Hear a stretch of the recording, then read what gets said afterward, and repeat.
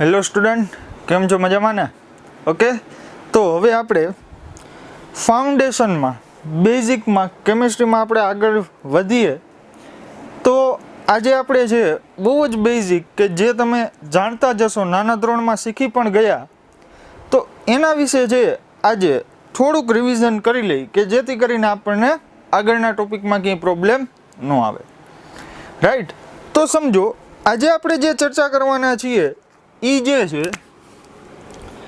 એ છે પહેલાં તો કે પરમાણુ ક્રમાંક કહેવાય કોને ભાઈ. આપણે પરમાણુ ક્રમાંકથી જ સ્ટાર્ટ કરીએ, અતિશય બેઝિક, અને તમને બધાને છે એ ઇઝીલી આવડી પણ જાય.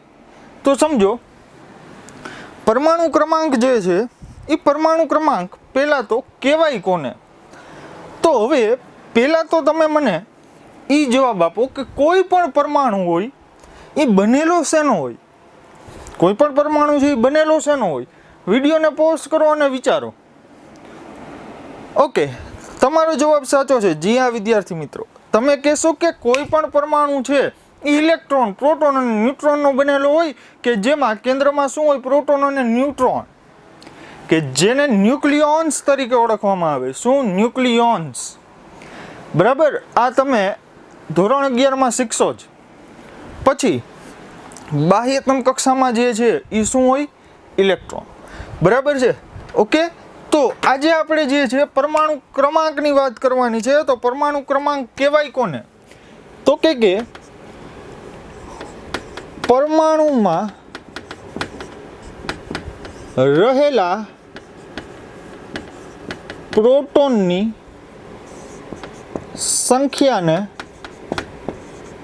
પરમાણુ ક્રમાંક કહે છે. બરાબર, કોને કહેવાય ભાઈ? તો કે પરમાણુમાં રહેલા પ્રોટોનની સંખ્યાને શું કહેવાય? પરમાણુ ક્રમાંક. ઓકે, હવે પ્રોટોન ક્યાં રહેલો ભાઈ? તો કે પરમાણુના કેન્દ્ર.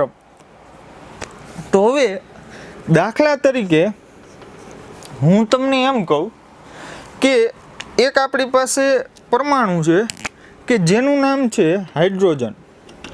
બરાબર, તો હાઇડ્રોજન જે છે એનો પરમાણુ ક્રમાંક કેટલો થાય ભાઈ? તો હાઇડ્રોજન માટે પરમાણુ ક્રમાંક જે છે એ થાય કેટલો? 1. તો આ 1 શું દર્શાવે છે? કે હાઇડ્રોજનના ન્યુક્લિયસમાં 1 પ્રોટોન રહેલો છે.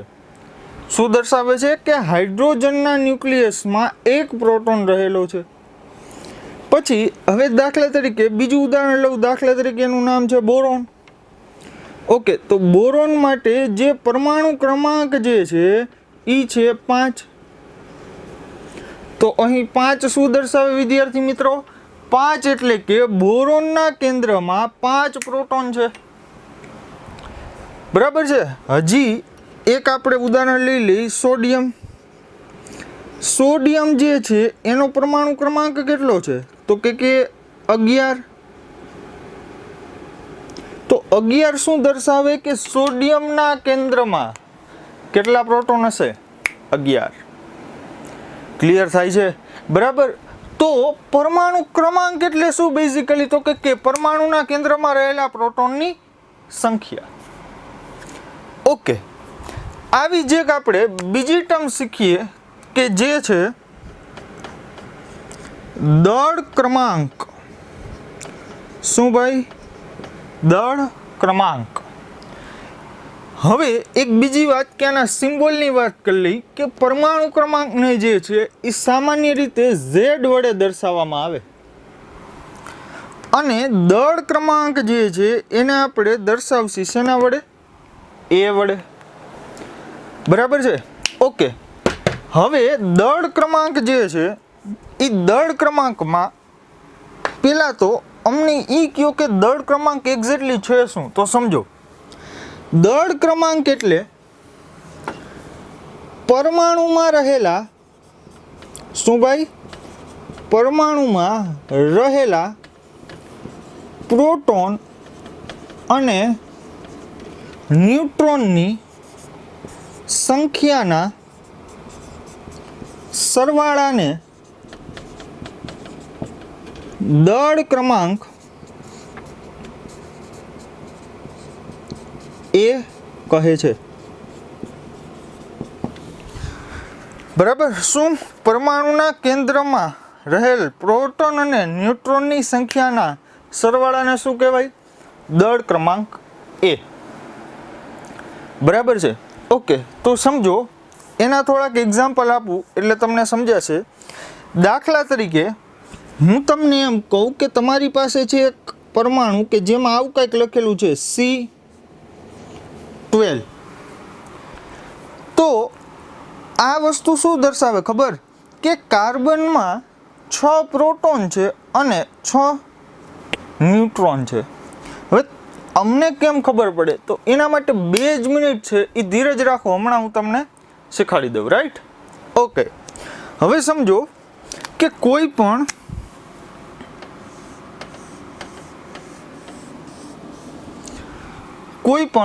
પરમાણુ જે છે એ પરમાણુને દર્શાવવો કઈ રીતના? બરાબર, એને દર્શાવવાની પણ રીત હોય. બરાબર, તો પરમાણુને દર્શાવવાની રીત જોઈએ, સમજજો.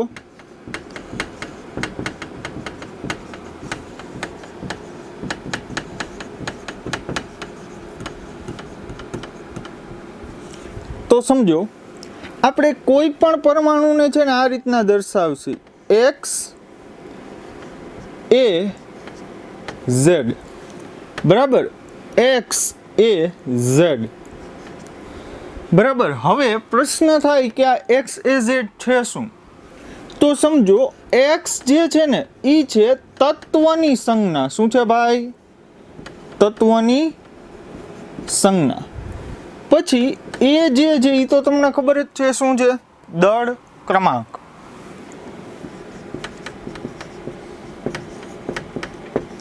અને જે Z છે એ શું છે? પ્રોટોનની સંખ્યા. બરાબર. હવે તમે અહીંયા જે પરમાણુ ક્રમાંક Z છે ને એને તમે શું કીધું કે કેન્દ્રમાં રહેલા પ્રોટોનની સંખ્યાને પરમાણુ ક્રમાંક કહેવાય. અથવા તો તમે આને બીજી રીતના એમ પણ બોલી શકો કે તટસ્થ પરમાણુમાં રહેલા ઇલેક્ટ્રોનની સંખ્યાને પરમાણુ ક્રમાંક કહેવાય. બરાબર. પણ જનરલી છે આ વ્યાખ્યાનો, આ વાતનો વધારે જે ઉપયોગ થતો હોય છે. બરાબર છે. ઓકે, હવે સમજો તો કે આપણે એકાદો પરમાણુ લઈએ એટલે તમને વધારે ખ્યાલ આવે. દાખલા તરીકે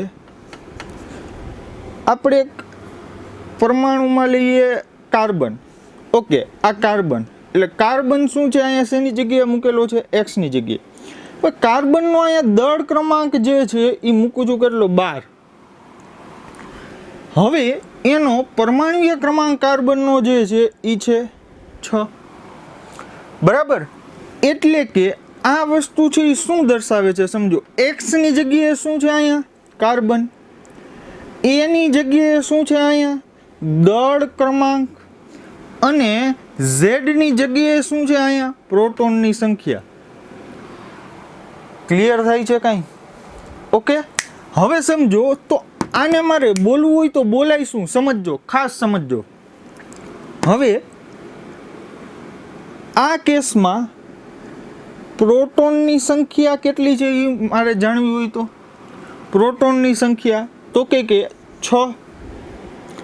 પછી હું તમને એમ કહું કે મારે ન્યુટ્રોનની સંખ્યા જાણવી છે. તો હવે વાત સમજો તમે અહીંયા કે અહીંયા જે તમને દળ ક્રમાંક અહીંયા જે આ 12 દેખાય છે એ 12 શું છે? સેજ નજર કરો તો આગળ. દળ ક્રમાંક એટલે પ્રોટોન અને ન્યુટ્રોનની સંખ્યાનો સરવાળો. દળ ક્રમાંક એટલે શું?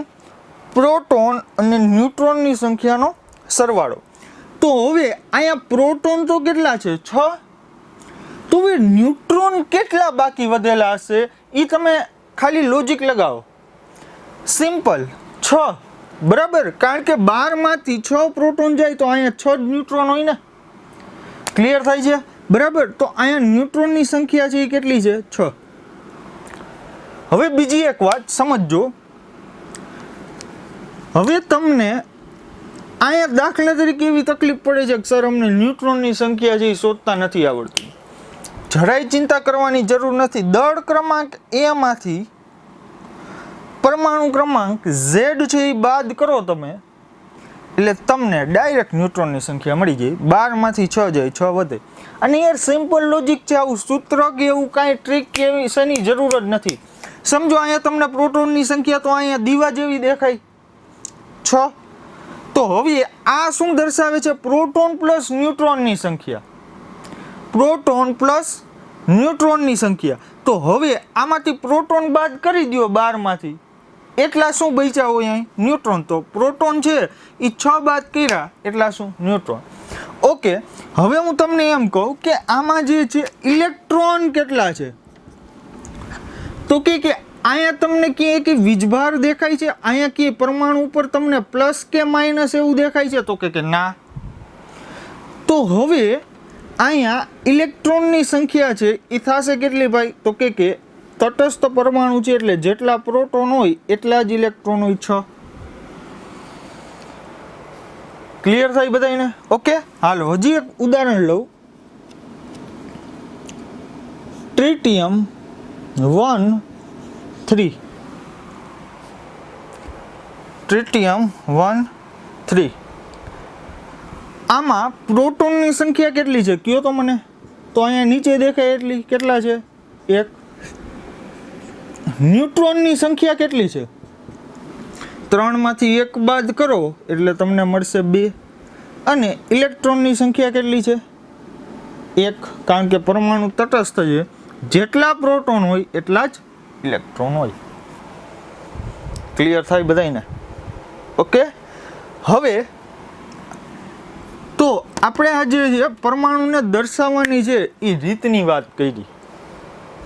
હવે આપણે એક બીજો ઇન્ટરેસ્ટિંગ ટોપિક છે એ સમજીએ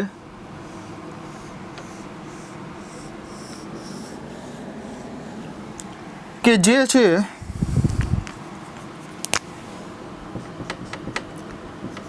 સમભારિકો અને આના પછી આપણે જોશી સમસ્થાનિકો. બરાબર. સમભારિકોને ઇંગ્લિશમાં કહેવાય આઇસોબાર્સ. બરાબર, ઇંગ્લિશમાં શું કહેવાય? આઇસોબાર્સ. સમજો, સમભારિકો એટલે થાય શું સર? સમભારિકો એટલે તમને 2 પ્રકારના પરમાણુ આપી દીધા છે. માની લ્યો કે એક પરમાણુ છે A અને બીજો પરમાણુ છે B. જો આ બંને પરમાણુની અંદર દળ ક્રમાંક સરખા હોય. શું સરખા હોય?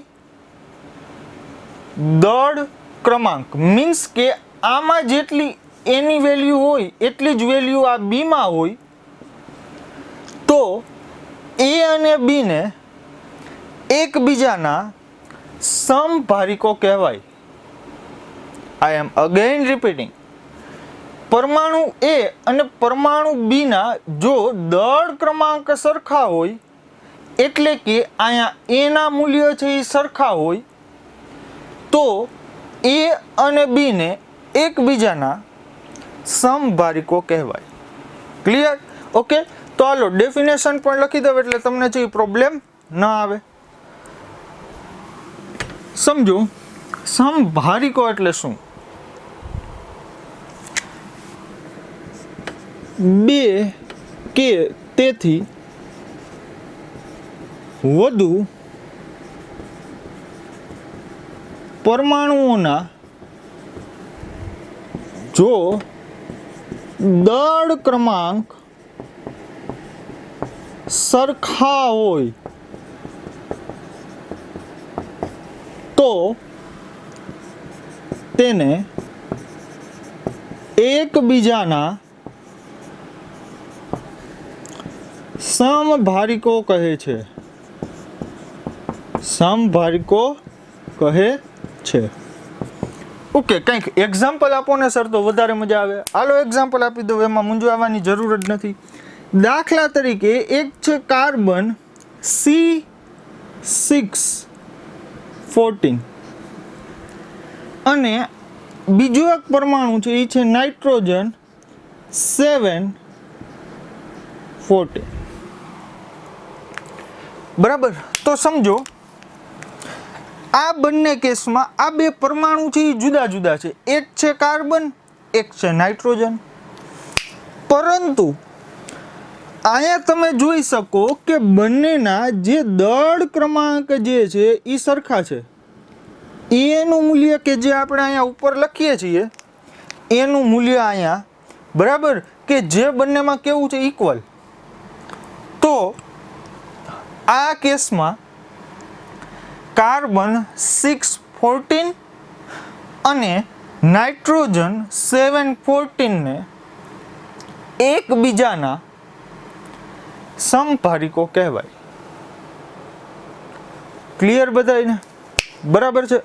ઓકે, હવે આપણે આગળ વધીએ નેક્સ્ટ ટોપિક કે જે છે સમસ્થાનિકો.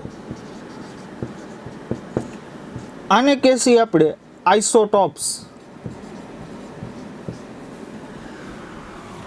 ઓકે, હવે આઇસોટોપ્સ કોને કહેવાય તો સમજો ભાઈ. આઇસોટોપ્સ એટલે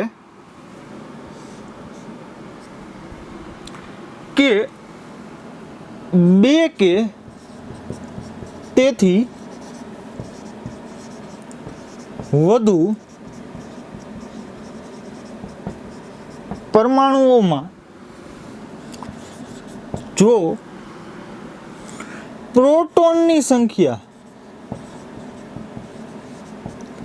સમાન હોય તો તેને એકબીજાના સમસ્થાનિકો કહે છે.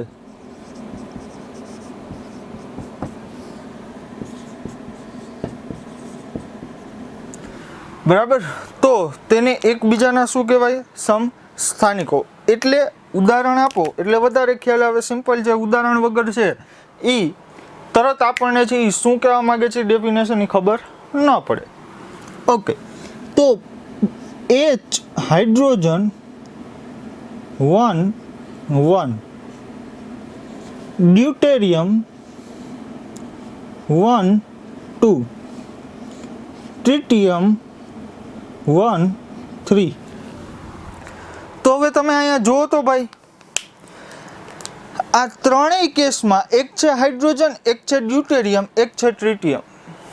બરાબર, તો હવે પહેલો સવાલ તમને પૂછું છું કે આ ત્રણેય પરમાણુની અંદર સૌથી વધુ ન્યુટ્રોનની સંખ્યા કયા પરમાણુમાં હશે?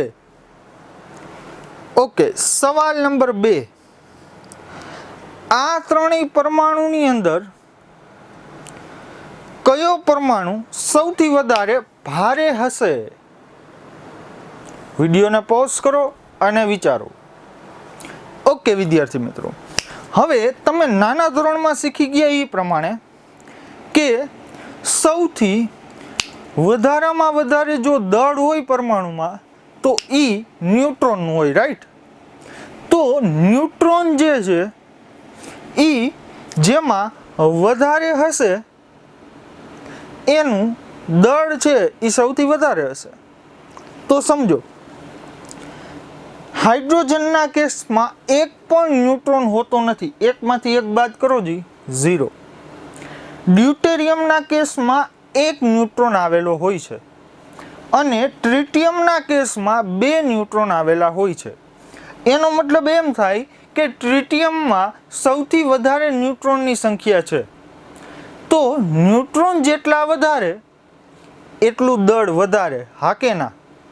બરાબર, તો ટ્રિટિયમમાં છે એ સૌથી વધારે ન્યુટ્રોન આવેલા હોવાથી ટ્રિટિયમ અતિ ભારે અહીં તત્વ ગણાય.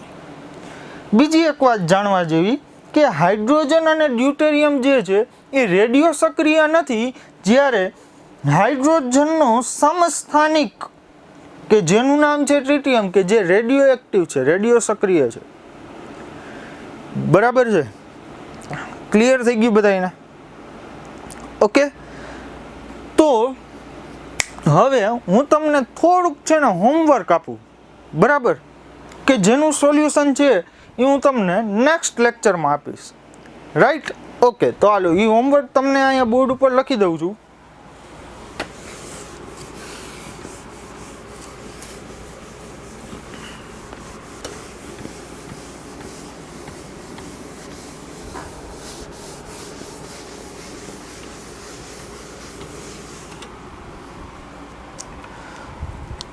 હવે દાખલા તરીકે તમને આમ કીધું હોય કે નાઇટ્રોજન 7 14 -3, બરાબર. આ સૌથી પહેલું તમારા માટે એક્ઝામ્પલ છે.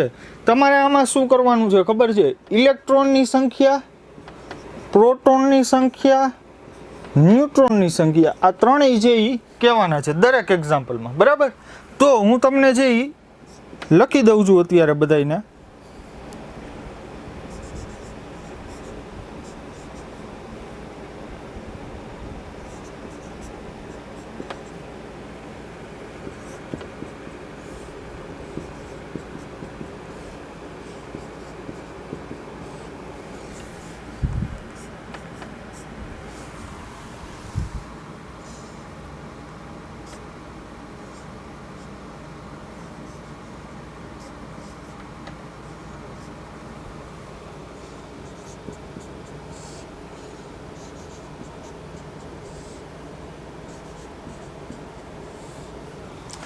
ઓકે, તો આ તમારે 3 એક્ઝામ્પલ છે. એમાં અનુક્રમે ઇલેક્ટ્રોન, પ્રોટોન અને ન્યુટ્રોનની સંખ્યા જે કહેવાની છે, રાઈટ.